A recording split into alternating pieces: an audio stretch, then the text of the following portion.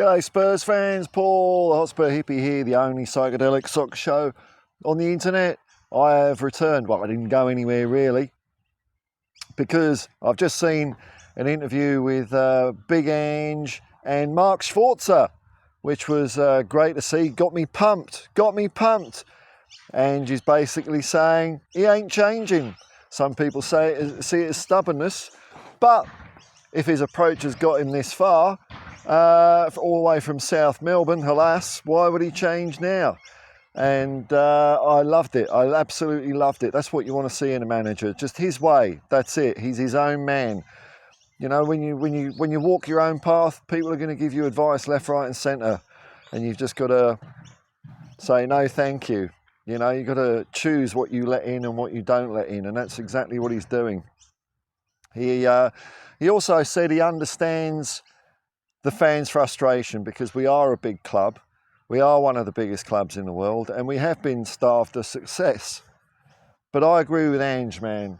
One trophy ain't what we're about at Tottenham Hotspur. We're about being number one. Number one, the best team the galaxy has ever seen. And that's what Ange wants to do for us. He doesn't want to just jag us a Carabao Cup by parking the bus against Man City and somehow maybe fluking a penalty in the 70th minute. No, at Tottenham Hotspur, we want to go out and beat the other lot and not wait for them to die of boredom. That's what Danny Blanchflower said. That's the Tottenham Hotspur way. So, you know, if you're one of those fans that just wants a trophy and you think Ange should be a bit more pragmatic and go on about the high line, I don't know, man, it ain't the club for you. But I'm sure when we get going again, hopefully even the staunchest miserable bugger out there that is just super critical and don't really know what they're talking about and don't understand football or passion, because they lack the imagination and compassion to factor those things into their hearts and minds. Even those people might come around eventually. And it all starts this weekend, man, against West Ham.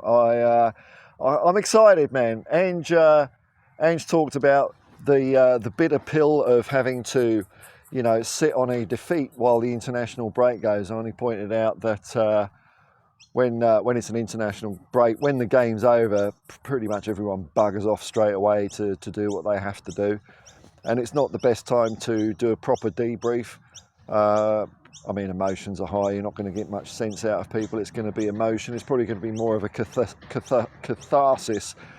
of why we did so badly, more than why we did so badly, what exactly happened. So I'm all pumped, man.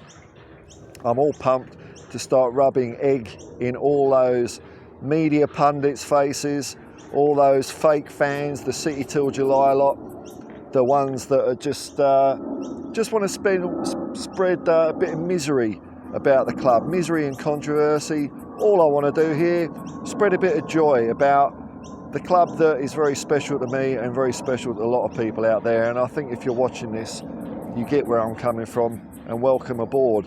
And we're all riding together on the Ange Postecoglou Express, destination glory.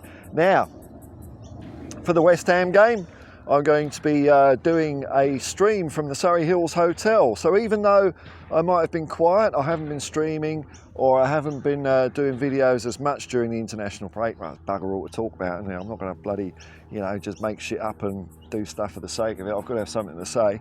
I have been a little bit busy. Here's a little sneaky for you.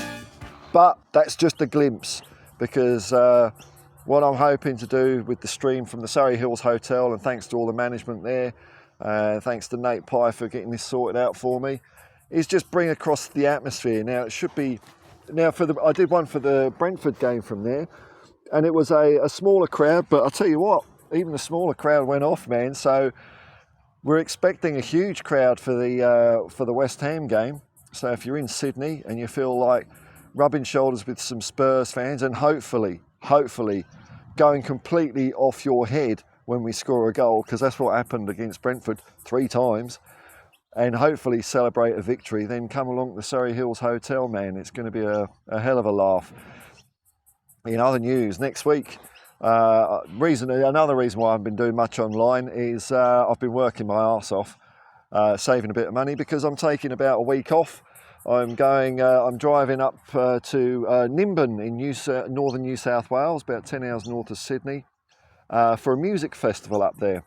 And while I'm up there, there's going to be at least 2 games, because my trip is open-ended. I don't plan things, you know. I don't know how long I'll be there. I might just like it and stay there a bit. I don't know. We'll see how we go. There's 2 games. I think there's AZ Alkmaar and Crystal Palace. Whether I'll be streaming watch-alongs for those games, you know, things could get a bit funny up there, so we don't know. But I will be bringing all my gear, and hopefully I'll do at least a couple of live streams from where I'm staying, which is a beautiful outlook across, like, I don't know if you call it Nimbin Valley, but across fields and meadows, and it's an absolutely wonderful place. And so it'd be nice to be in a place where I'm not the only hippie moseying around. It's going to be hundreds of hippies all moseying around. I don't know if any of them are going to be Spurs fans, but I'll see if I can convert a few. I'll tell you what, none of them will be bloody Arsenal or Chelsea fans or Man City fans. I know that. They haven't got their heads up their own arses in this materialistic world that all those fans do.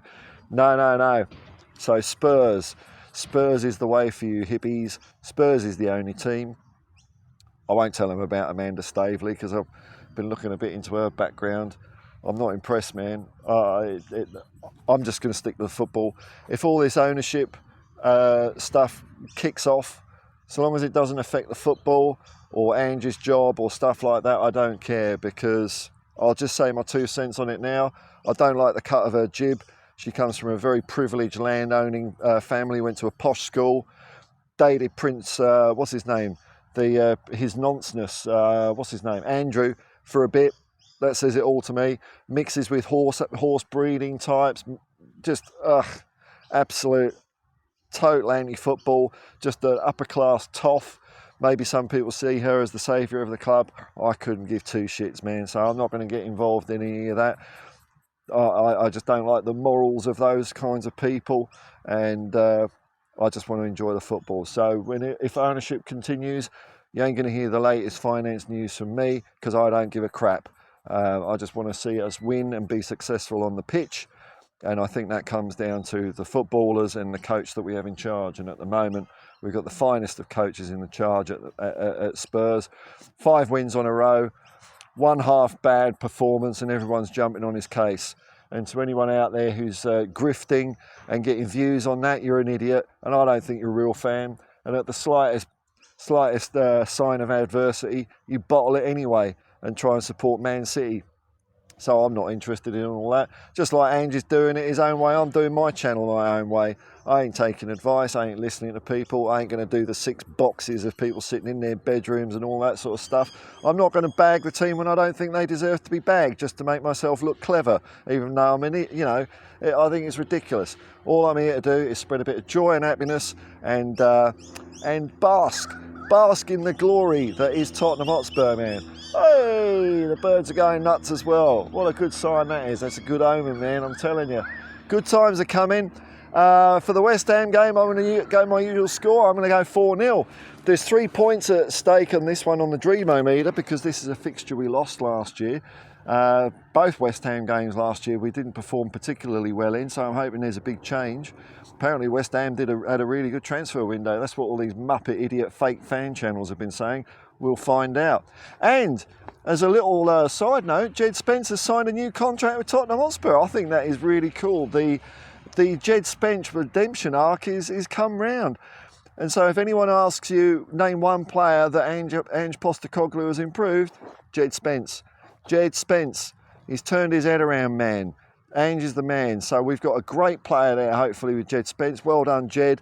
You've put in some hard work to get things ship-shape.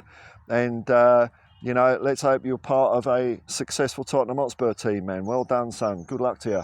Anyway, until next time, folks, peace and love, man. Peace and love. And come on, you Spurs.